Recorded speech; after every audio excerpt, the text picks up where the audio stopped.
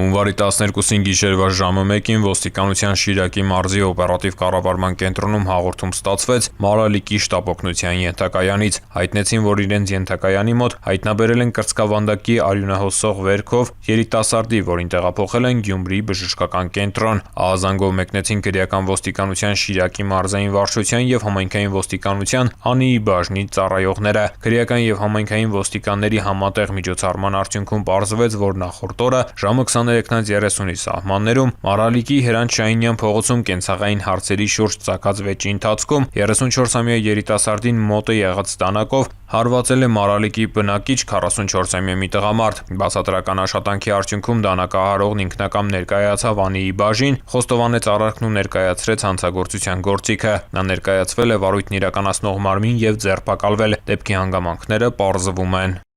Ծանուցում հանցագործության համար մեղադրվողը համարվում է անմեղ, քանի դեռ նրա մեղավորությունն ապացուցված չէ քրեական դատավարության օրենսգրքով սահմանված կարգով՝ դատարանի օրինական ուժի մեջ մտած դատավճռով։